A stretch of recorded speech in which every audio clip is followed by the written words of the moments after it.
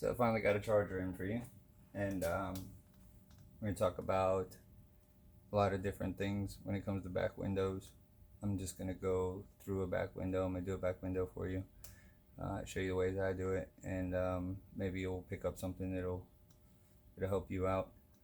Um, that being said, I wanted to go over just a couple of things that I observed in the guys that I talked to that have problems with these particular back windows and the peanuts mainly. Also, this will help you guys that are having problems with anybody that's having problems with creasing, or even maybe even just wasn't trained by a professional who was trained by a professional.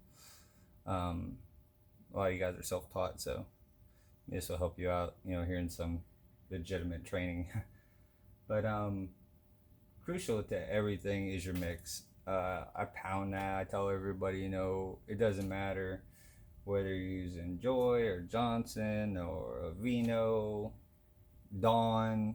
Everybody has their own way of doing it. Some guys like to lay film on where it's really slippy and slides around, and they slide it where it needs to be, and they squeegee it out. They heat shrink it so that way that it can go on and not really. It can take its time adhering. And then there's guys that like me. I like to stretch it on, so I put very little soap. Sometimes I'll even add a splash of alcohol. That makes so my window grabs pretty quickly. You'll find that helps you a lot in back windows, especially with peanuts. Too much soap in anybody's solution on any back window is going to cause peanuts.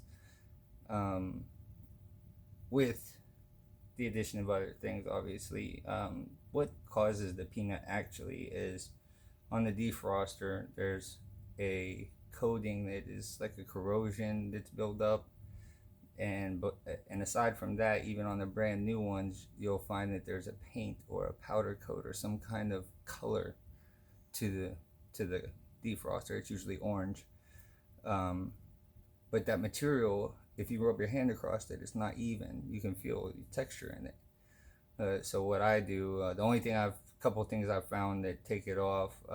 Red floor buffer pads, they work really well for taking that paint off, and any corrosion or anything like that. And then also stainless steel wool. Stainless steel wool is my favorite. It works every time, no matter how dirty the job. I use it for cleaning a lot of things, and it's an old school kind of thing. A lot of people still gripe at me about it, but if it ain't broke, don't fix it. I've tried the yellow pads. I've tried the new white scrubby pads that everybody swears by, and they do not take that paint off. You can see it on the window. Like, I've done it side by side and hold a flashlight up to it. You can see that paint on there. So getting that down to shiny, you'll see shiny metal. Then you're clean. You're smooth, or you can just feel it, and you'll feel that it's generally smooth. So that will but the texture of that paint is what causes the film to lift, which is what causes your peanut bubble. That can be avoided by smoothing and making sure your slip solution is more like a grabby slip solution, like less soap, so that when you squeegee it, it sticks instead of wanting to lift. If you have a lot of problems with fingers, usually that's from not stretching properly, or too much soap, or not shrinking properly. So we're going to cover a lot of things that's going to fix a lot of that stuff, if you follow with me, and maybe I can help you out with a couple things. So we'll stop talking and get at it. First thing we're going to do is get a fresh blade.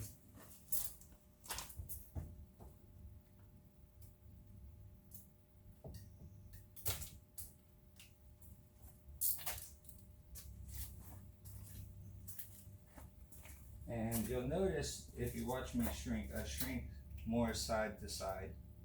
And that has a lot to do with making sure that I'm spreading the film as I'm shrinking a finger. I'm not just confining it to the area where I'm running my heat gun up. If you run your heat gun up and down, the material is sucking to where the heat is. So if I make my heat gun and I run it from side to side to side to side, coast to coast style, well then that's pulling the material side to side to side to side, and stretching it across instead of just bunching it up. So when you bunch it up, it's going to have areas that are tighter than other areas. So that's going to cause a lot of peanut issues. There's a lot of things that a lot of little dumb things that go into each thing that is a problem, and there's multiple solutions. But improving on cleaning the window, improving on making sure that we're stretching the tension side to side and using the whole piece of film instead of just the memory of just that little area, then we'll get better and better. And eventually what you'll find is that you're taking longer strokes side to side slowly, and the film is just kind of relaxing down to the window. You're not really shrinking it up and trying to be fast. The guys that have the most problems with peanuts are the guys that are going fast, using a butt ton of Dawn dish soap, so you need to slide that back window around for a week. You want the film to stick. So that's crucial. A lot of you guys will make an H. I make just 2 lines on the sides because I like even to use that area for heat shrinking.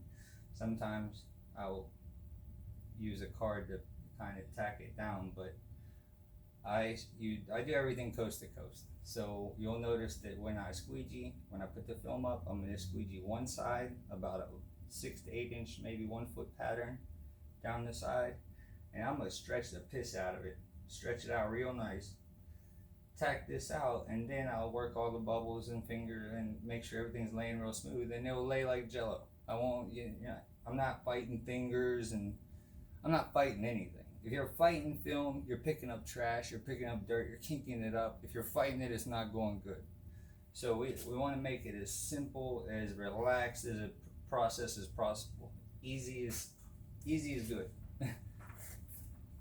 So making it easy on ourselves by changing a couple of little things just makes sense. And I had to, from the beginning, constantly be changing my technique until I found one that seemed to work perfectly no matter what I was doing. And sometimes I'll do an easy back window, you'll catch me wet shrinking, and sometimes it'll be so easy I'll even get out my torch and I'll torch shrink a window because it's just that easy of a window. But on any of these windows that are even slightly difficult, I don't even give them the chance. So I make sure that whatever I gotta do to make it as easy and relaxed as possible, that's how I want to do it. So first thing we want to make sure is that our film is level. If your film is laying on the window crooked, and then you're shrinking you're shrinking the film and it's kind of shrinking the wrong direction. So you want to make sure we're level top to, across this top. It doesn't have to be perfect, but you want to be close. The other thing, like I said, is really important is to make sure that we get a good stretch side to side before we shrink anything, before we do anything. So we're going to tack one side, and then we're going to stretch it, then we'll tack the other side down, and then we'll trim off. And then after I trim off the tops and bottom sides, then we'll start heat shrinking. I don't usually, a lot of guys leave a lot of overhang. I don't like to do anything numerous times that I don't have to. So when I set the heat gun down, I don't want to have to pick it up again. If I do, I want it to be like touch up a spot on the way out the door. I don't want to heat shrink it 3 or 4 different times. So on the easy back window where I know like I'm not gonna have to fight it, I will cut it to fit right off the bat. On a Corvette or something really hard where I need a little extra film to maybe burn or whatever to make my window work in one piece, well then of course on windows like that, I'll leave the overhang and cut it after the fact and then shrink it again and touch it up. Like I said, so we got one side tacked down by about 1 foot, and then I'm gonna pull the heck out of it. And this is mainly just to make sure that the whole window is loose. But you can see, I hope you can see in the video, just how much you get out of it just by pulling it. now that we got it pulled and we got a lot of tension on it, now I'm gonna tack it down right in the middle. You see, my whole middle is floating, so I can tack that down because it's pretty good. But then we want to make sure that this corners we're pulling out away from the center. Same on the bottom, out in the way. And you want to make sure you've got no fingers over here. If you have fingers over here, when you lay it on the inside, you're gonna have fingers over here. If you stretch them out now and shrink them out now, then you won't have them on the inside. It's that simple. But you will also get a lot of fingers in the sides if you shrink it and it looks good on the outside, and then you put it on the inside and you don't stretch it as far as you stretched it on the outside. The extra material stacks up somewhere, and it's usually right here. So down, out, and away.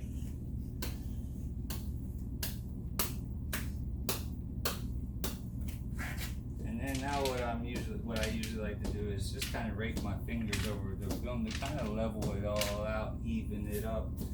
Same up here. We want it kind of just spaced out as evenly as possible.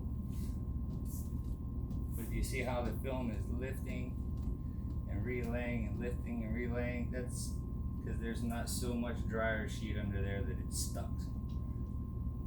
If you've got so much dryer sheet under there it's stuck, you might as well wet shrink, seriously. See, I got two fingers over here. So now, rather than even give it the chance to be a problem, I'm gonna lift this side and I'm gonna re-stretch it. I'm gonna make sure I get those fingers out. I'm not fighting.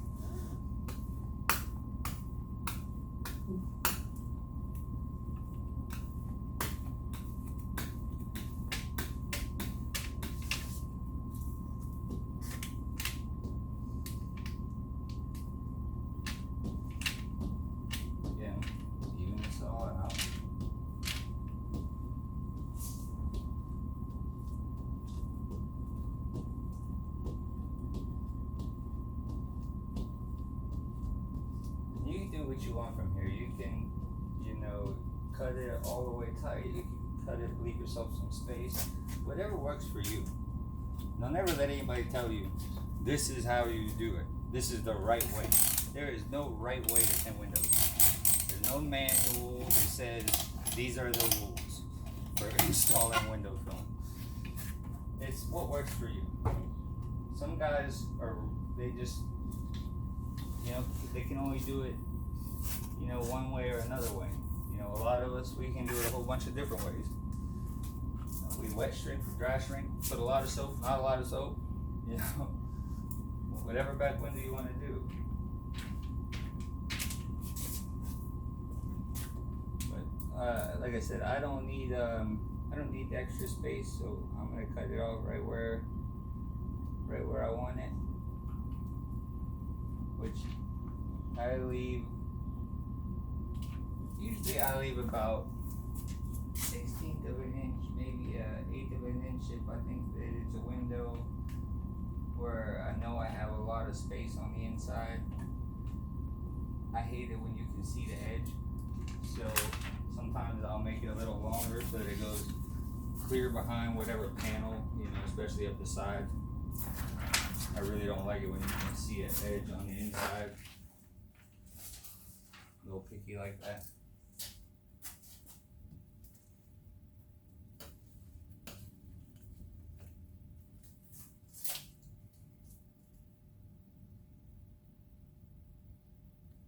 No helper to work my life for me today, so I'm gonna freestyle it.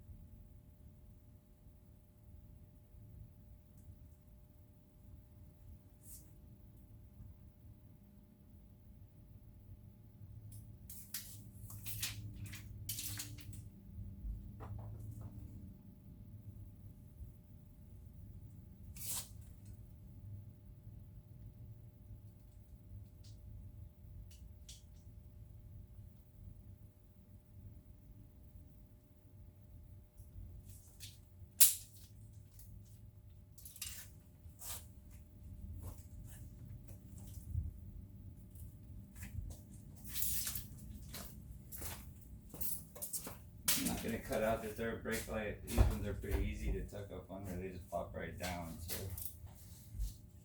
there's not really much sense in worrying about it.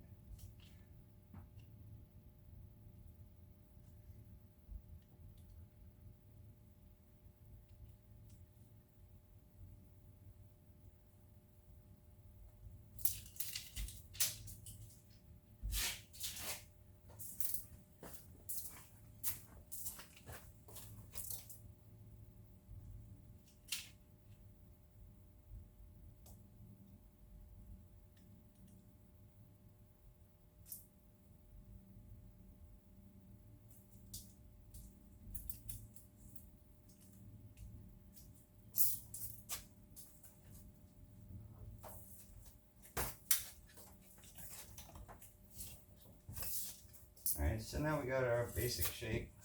There's a little bit of, I have to trim up there on the top of that brake light, but other than that, it's pretty much right where it needs to be as far as edging is concerned.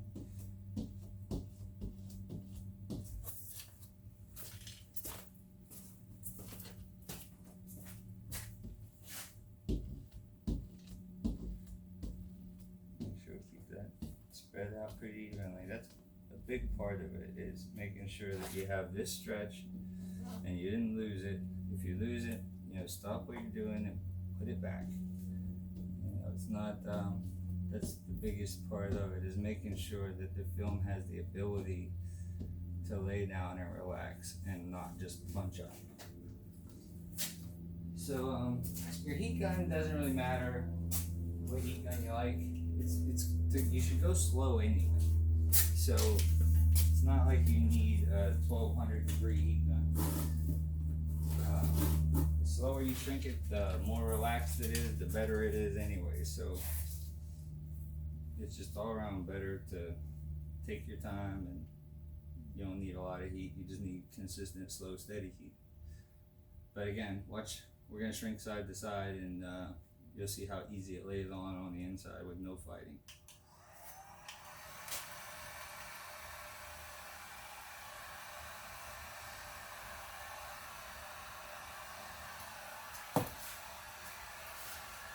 I don't ever let the cord hang on the car, rather hang on me.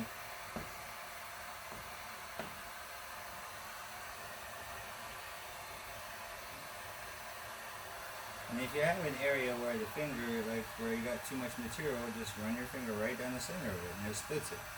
And then you can split it as many times as you want. And the more you split it, the more that divides it out, the less it bunches up, the less you're gonna have peanuts and problems. So the whole idea is to use the whole area of the film.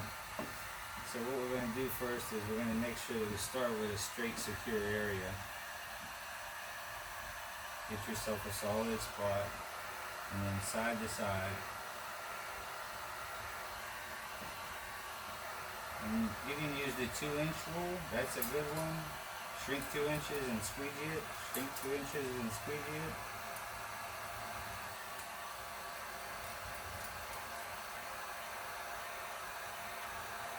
The other thing is it's not a race.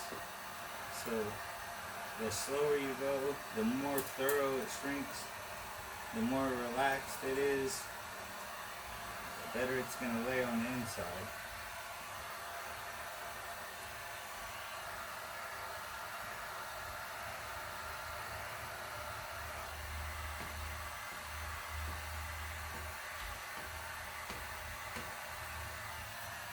You see, once you see it starting to get bunched up and wanting to stack on itself, you can stop what you're doing, spread it out again, and make sure that you're just consistently keeping it kind of spread out and even. Sometimes you'll have to hold it to get it to spread out, because it'll just keep wanting to stack up. But make sure that you're constantly moving side to side. And you don't have to move fast. It's not about speed. Slow is good.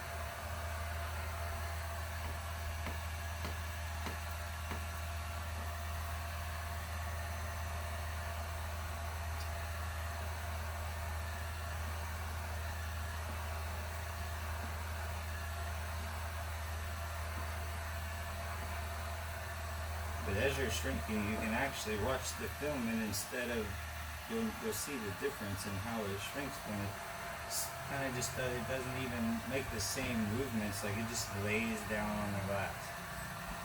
It doesn't bunch up at all. It lays right down gently. And then you'll notice that around the edges, I like to get real hot. Like especially like the last 1 inch of film. I kind of like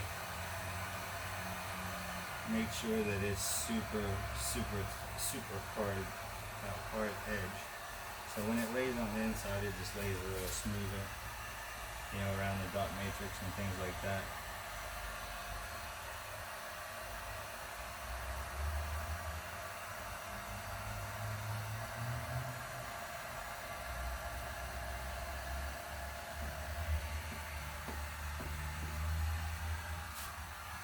You always gotta keep your paper towel tight on your card. That's the other thing. If you leave those little squigglies in there, they're gonna stay in there when you put it back on.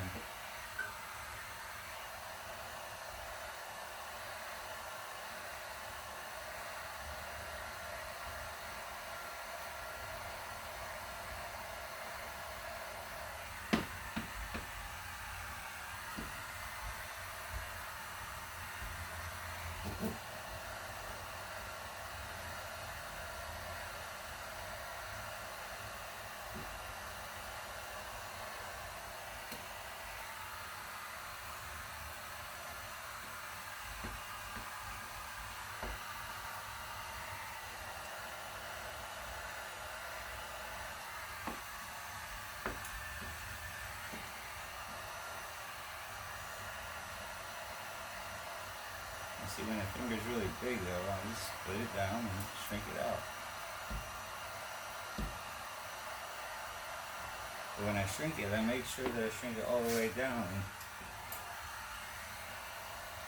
I don't just shrink it till the bulldoze it over. I shrink it till once I shrink it, it's pretty flat, just on its own.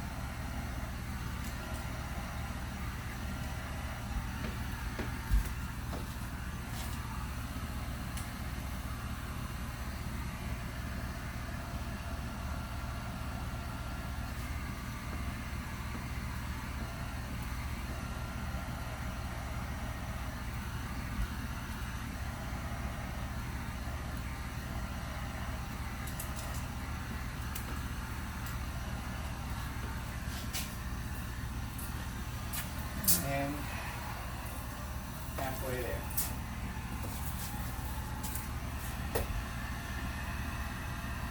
So if you do happen to get like a little line in it, if you crease it, the crease is in it.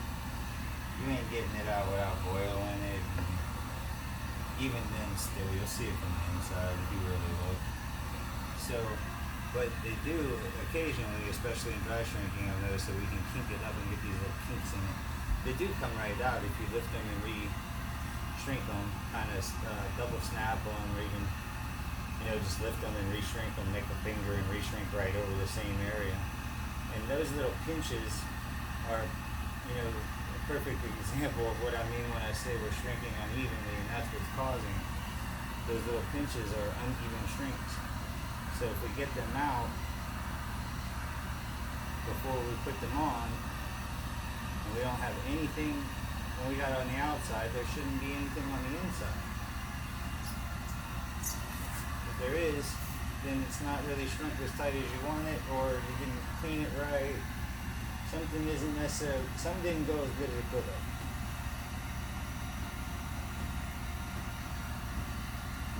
It's crucial to make sure, like I said, that we keep it spread. You see how it's side to side and it just lays right down? Real slow, take your time.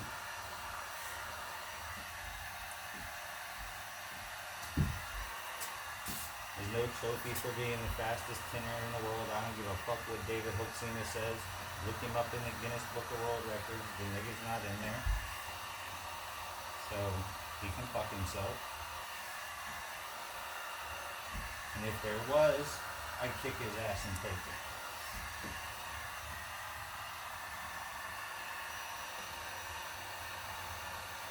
Just because I don't believe that there's anything that any other man on the world face this planet can do, not with film, that I can't do, or learn to do, or learn to do faster. If anybody else can do it, I can too. And you can too. Just because people say that perfect film don't exist, it's about what you believe in. And perfection is subjective. It's an opinion, actually. Something being perfect, to me something may look perfect, and to you it may not. But that's my opinion versus your opinion. So first of all, it's subjective as to what you believe in, but then secondly, people say that there's no such thing as perfect tint. But those people are people that don't have a goal of achieving perfection. They just believe that it can't be done. So that's where they leave it. And if there's a little bit of this or that, they're okay with that. But I know the perfect don't exist because I've put it on myself. Not to mention there are plenty of other guys that can as well. Humans cut diamonds all the time and they cut them perfect. Human error is not something that is guaranteed every time. Just because we're human doesn't mean that we always have to make mistakes.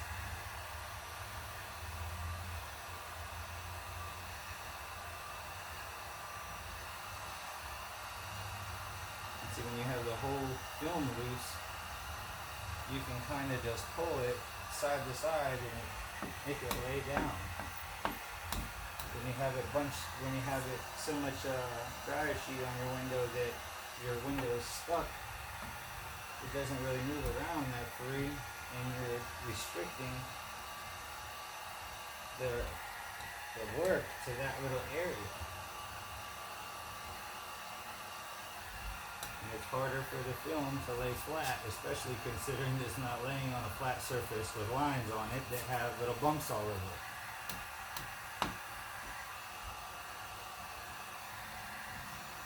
So we shrink it a little flatter and get rid of the dang bumps. That's a pretty good place to start.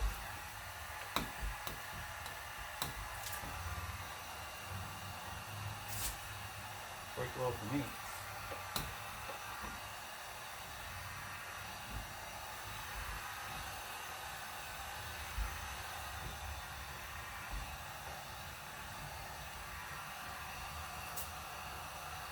But if you believe that you can achieve perfection, you can achieve perfection. If you don't, you can't. It's that simple. It's all about what you can do. Doesn't matter who says what or who else, whatever else. That doesn't matter. What you can do is anything anybody else can do. If you're willing to work hard, learn new techniques, have the discipline to practice the technique, to perfect the technique, you can absolutely lay a perfect window. Does that mean that you can lay a perfect window every single time you tint a window? Absolutely not.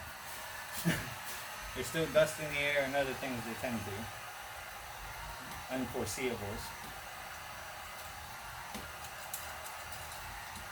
But you can get really freaking close, which is amazing to 99% of people.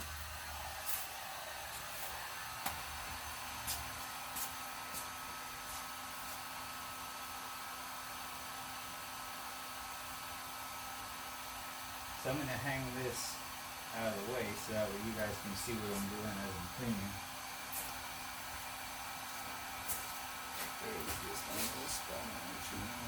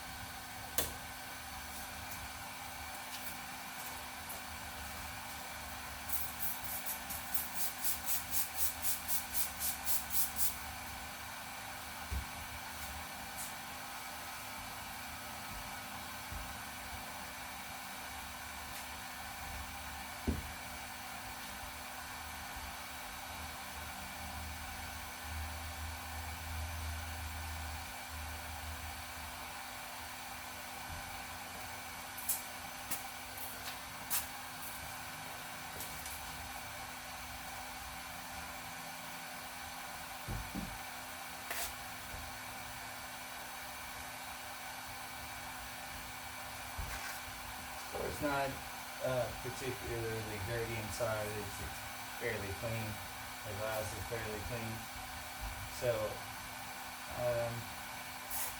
it's not going to be a battle as far as regular dust is concerned. But as far as contamination goes, the big thing to watch again is your stainless steel wool. You'll notice that when I'm done scrubbing it, I'll paper towel it twice, then I'll rinse it and squeegee it again, and rinse it and squeegee it again. I'll go over it a few times, and that's mainly just to make sure that I get all those bumps worked out of there and make sure that it's absolutely smooth before I try to stick to it.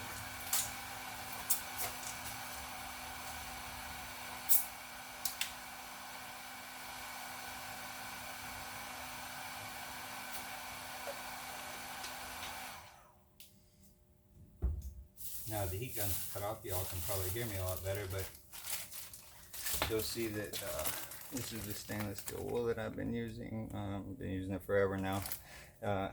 It's a little more expensive than buying it on those big giant rolls, but it doesn't shard up as much, so it doesn't leave as much trash in your window. It's pretty good stuff. It comes in a bunch of different sizes. You just want to make sure that you don't use any of the heavy stuff. I use the heavy stuff for other stuff, for like cleaning wheels and stuff like that. But messed up wheels, obviously. But it's really good as far as getting the corrosion and any other crap off. But the other thing I do with the steel wool is when I'm opening it, I'll open it up real nice, and then I'm gonna drench it and kind of like rinse it and get as much of the shards out of there as I can, because you can see like I mean, it's disgusting as far as shards are concerned. It's like leaving stuff everywhere just from opening it. So you have to know that going into it, and prepare for it, and just understand that when you're cleaning it after the fact, after you scrubbed it, you need to clean it really well, because well, you put stainless steel wool all over it on top of everything else that's already all over it. So I soak it with the water and then shake it out real nice, and that does pretty good with getting a lot of the small shards off. But then when I get back in the car, I'll actually take all these loose edges and roll them back up into the center, and then I kind of make myself like a pad. So now I have like a decent surface to scrub with.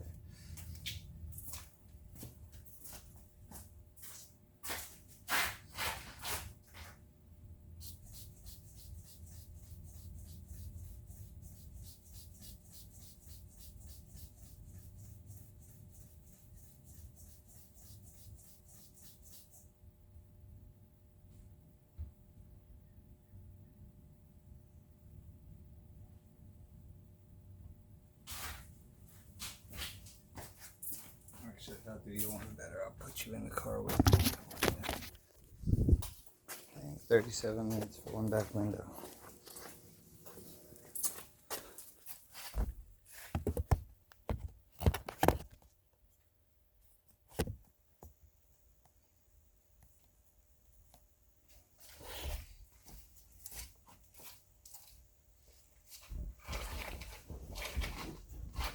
Alright, so these just pop down literally.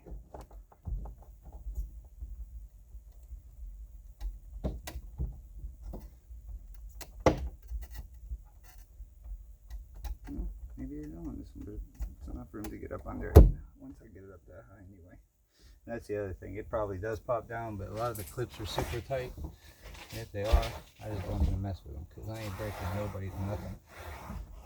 But you want to get around the edges really good. That's crucial, obviously. That's where most of the dirt is, because the middle of the window gets at least wiped off occasionally, but the edges and way back in the corners, most people don't do a very good job of cleaning. And then a lot of people just don't even have time to clean their windows on their cars, so they don't rarely get to it. But the other thing is, like I said, to make sure that when you're scrubbing, you can actually, I'm sure you can't see it in the video, but you'll be able to see the color change of the defroster. And even if you don't, you'll feel it.